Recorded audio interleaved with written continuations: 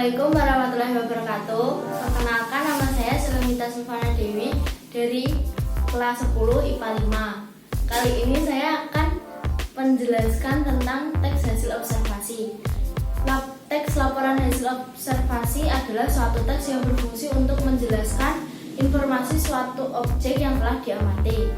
Teks laporan hasil observasi juga disebut dengan teks klarifikasi karena berisi tentang klarifikasi mengenai jenis-jenis objek berdasarkan kriteria tertentu. Teks laporan hasil observasi berbeda dengan teks deskripsi. Meskipun kedua teks tersebut sama-sama menyampaikan suatu informasi berdasarkan fakta, namun teks laporan hasil observasi bersifat umum.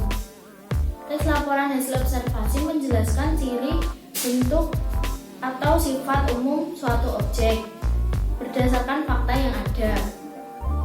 Tujuan dari teks hasil observasi yaitu 1. Mengatasi suatu permasalahan, 2. Menemukan metode atau teknik terbaru, 3. Mengambil keputusan yang efektif, 4. Melakukan pengawasan atau bahkan perbaikan, 5. Mengetahui perkembangan suatu permasalahan. Fungsi dari teks laporan observasi yaitu 1. Melaporkan hasil dari sebuah tugas dan kegiatan pengamatan, 2. Menjelaskan dasar dan menyusun keputusan atau solusi dari masalah dalam observasi, 3. Sarana untuk dokumentasi, 4. Sumber informasi yang faktual. Teks laporan hasil observasi memiliki ciri-ciri objektif, faktual, dan sistematik. Objektif yaitu laporan disusun berdasarkan keadaan objek tunggal nyata yang diamati secara langsung. Faktual yaitu di mana laporan disusun berdasarkan fakta sesuai dengan pengamatan yang telah dilakukan dan sudah terbukti kebenarannya tanpa ada dugaan yang tidak jelas. Sistematik yaitu teks laporan hasil observasi disusun sedemikian rupa secara teratur dan saling berkaitan antar kelas, subkelas, dan terdapat di dalamnya.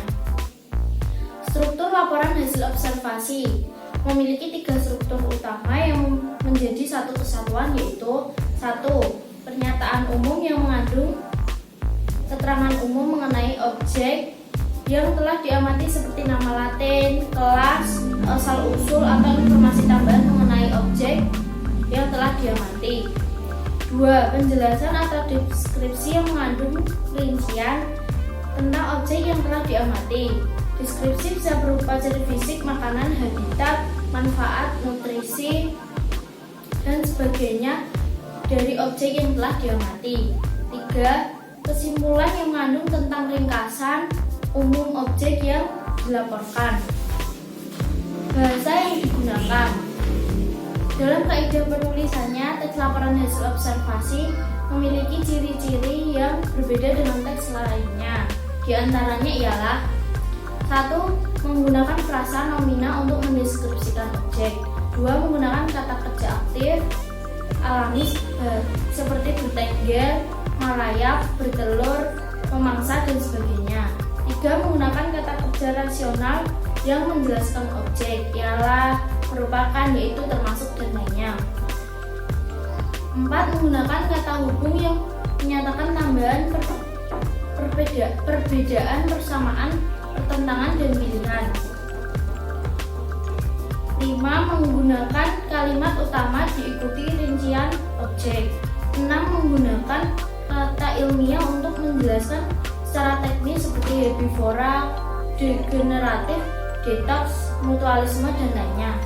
Jenis teks laporan hasil observasi. Objek yang diamati dalam membuat teks laporan hasil observasi sangatlah luas. Dapat meliputi kondisi sosial politik, lingkungan alam, atau bahkan peristiwa tertentu. Teks laporan dibedakan menjadi 2 jenis yaitu 1. Laporan observasi formal, yaitu teks hasil laporan observasi yang formal memiliki kaidah format dalam menyusun laporan seperti memiliki kop, bahasa baku, dan struktur yang lebih rinci. Pada umumnya teks ini digunakan pada acara resmi seperti laporan berita atau hasil eksperimen lainnya.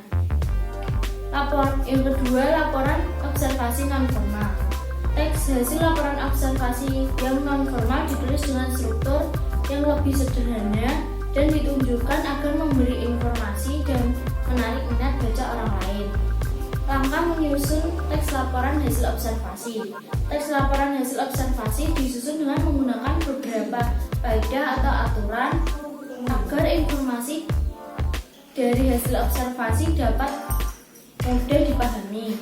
Langkah-langkah untuk menyusun teks laporan hasil observasi yaitu: 1. Membuat judul laporan sesuai dengan kegiatan observasi yang telah dilakukan. 2. Membuat kerangka teks berdasarkan gagasan utama sesuai dengan hasil pengamatan. 3. Menyusun teks yang telah dibuat diawali dengan pernyataan umum pada paragraf pertama dan melanjutkan ke bagian isi. Paragraf selanjutnya menjelaskan secara detail tentang hasil observasi yang telah dilakukan. Paragraf terakhir berupa simpulan dari hasil observasi yang telah ditentukan. 4. Meneliti kembali kalimat atau penulisan kata pada laporan yang telah ditulis dan jika ada kesalahan diperbaiki. Sekian itu penjelasan dari saya. Mohon maaf jika ada salah kata. Terima kasih. Wassalamualaikum warahmatullahi wabarakatuh.